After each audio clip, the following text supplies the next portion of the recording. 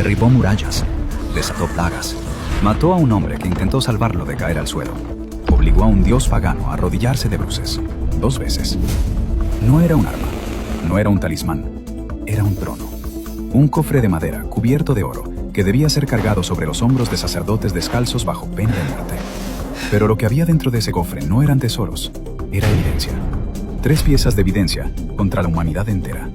Y la única barrera entre esa acusación y la ira de un Dios santo era una tapa de oro macizo, y la sangre que un hombre solo, temblando en la oscuridad, rociaba sobre ella una vez al año. Si cometía un solo error, no salía vivo.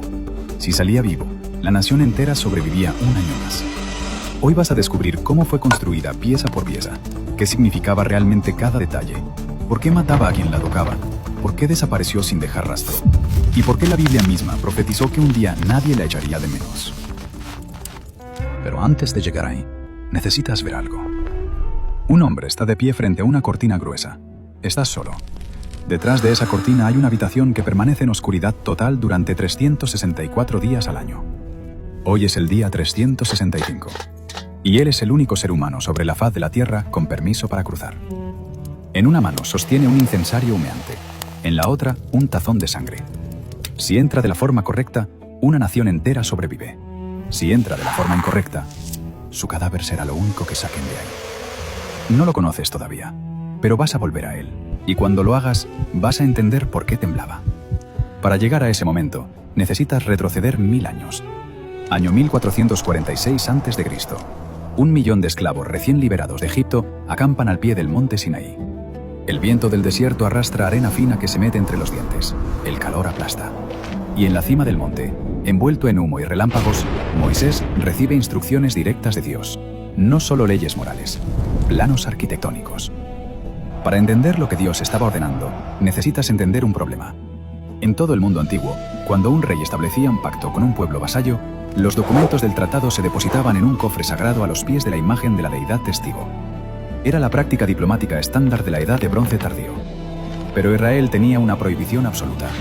No podían fabricar ninguna imagen de su Dios. Entonces, ¿dónde depositas los documentos del pacto cuando tu Dios no tiene estatua? Dios mismo resolvió el problema. No pidió una imagen, pidió un trono. Un cofre que funcionaría como receptáculo legal del tratado y como estrado del Dios invisible. En hebreo, Aarón Jabrit, el arca del pacto. Aarón es simplemente un cofre, una caja.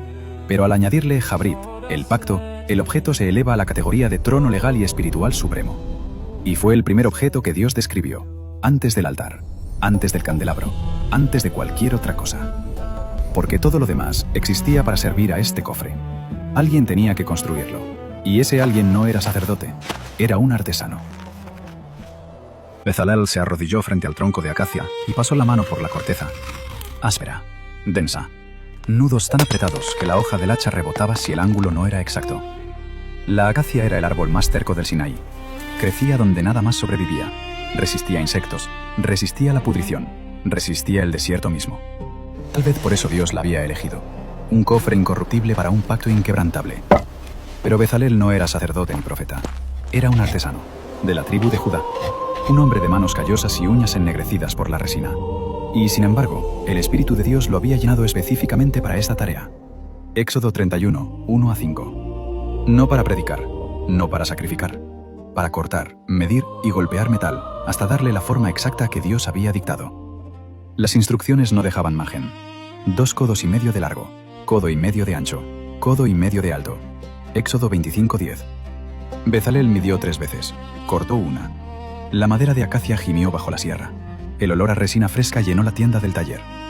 Aproximadamente 114 centímetros de largo por 68 de ancho y 68 de alto. Un cofre compacto, pero imponente, diseñado para ser cargado sobre hombros humanos. No es un mueble, no es un mueble. Si me equivoco. Cuando la caja estuvo ensamblada, comenzó lo que debía ser el trabajo más lento y exacto de su vida. Recubrirla completamente, por dentro y por fuera, con láminas de oro puro. Éxodo 25:11. El sonido del martillo sobre el metal era diferente al sonido sobre la madera. Más agudo, más limpio. Un repiqueteo que rebotaba contra las paredes de lona de la tienda. Escamas diminutas de oro se desprendían y se le adhirieron al vello de los antebrazos. Día tras día, lámina tras lámina. No era decoración, era declaración. Lo que es santo por dentro es santo por fuera, sin fisura entre apariencia y esencia. Sobre el borde superior, forjó una moldura continua de oro, una corona arquitectónica, y en las 4 esquinas inferiores fundió 4 anillos de oro macizo. A través de ellos insertó 2 varas largas de acacia cubiertas de oro. Y aquí Dios añadió una orden que no aplicó a ningún otro mueble del santuario. Las varas quedarán en los anillos del arca, no se quitarán de ella.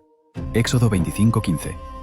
Todos los demás muebles, el altar, la mesa de los panes, el candelabro, podían remover sus varas cuando el campamento se detenía. El arca era la excepción absoluta. Sus varas permanecían siempre insertadas, siempre listas. Porque Yahvé no era una deidad estática atada a un templo de piedra. Era un Dios peregrino, siempre listo para moverse. Pero nada de lo anterior se comparaba con lo que venía. La pieza suprema, la tapa. En hebreo, caporet. La palabra viene de la raíz capar, que significa cubrir, expiar, pacificar.